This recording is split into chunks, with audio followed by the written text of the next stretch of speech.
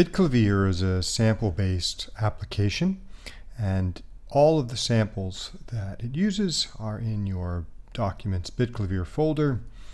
It has a default file format that comes with it and actually is quite flexible. So the Yamaha default has several folders. The main folder has all of the samples for each individual key, so A1 at velocity 7. There are also hammer release samples for the sounds of the hammers releasing, sounds of the pedal being depressed, and the release resonance of the keyboard. And all of them follow naming conventions that make them easy to generalize. And so all of these other sample libraries in here use these as well. Now, some don't necessarily have release samples. That's fine. Then in that case, BitClavier will just ignore those and not do anything with them. You can also just very quickly create your own sample library if you follow that naming format. So for instance, here I've created a single sample example, and in the main folder I've put one sample that's assigned to middle C with a velocity of 8, and so BitClavier will simply take and transpose that. It's a sample of a bowed vibraphone. Oops, I've got to change it there. Let's change it over top right here, the global sound set, to single sample example. Now I play this. There's the bowed vibraphone, and I can play octave up, 2 octaves up, octave down, and so on. So it's a very quick and easy way to get other samples into BitClavier if you like. The other way to get samples in is to use SoundFonts, which is a non-proprietary open source sample library format, and there are literally thousands and thousands of sample libraries out there that use this format. And there are some nice tools for creating your own sound fonts as well.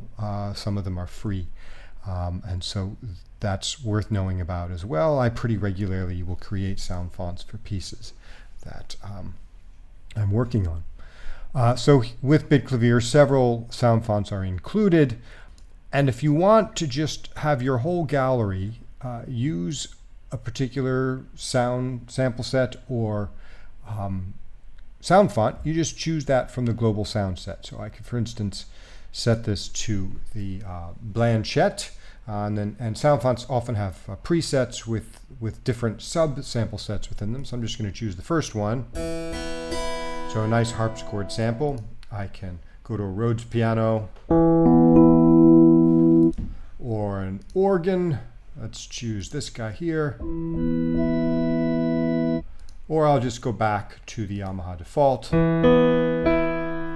It's also very nice to be able to use different sound sets within a particular piano. So here I'm going to create a nostalgic preparation, which plays the samples backwards. I'm going to set it up a little bit here with some wave distance and undertow. You should check out the manual if you want to learn more about how that works. So when I play some notes here, you hear them through direct and then backwards through nostalgic.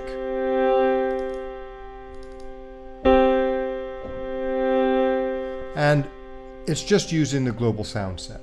And the global sound set is set up here to be the Yamaha piano.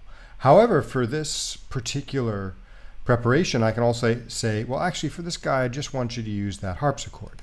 So now direct is using the global sound set, which is the Yamaha default. And nostalgic is using the Blanchette. So now we'll hear the piano, and when I release, we'll hear the harpsichord. So it's a very nice way to be able to customize the particular samples that are being used within a particular gallery.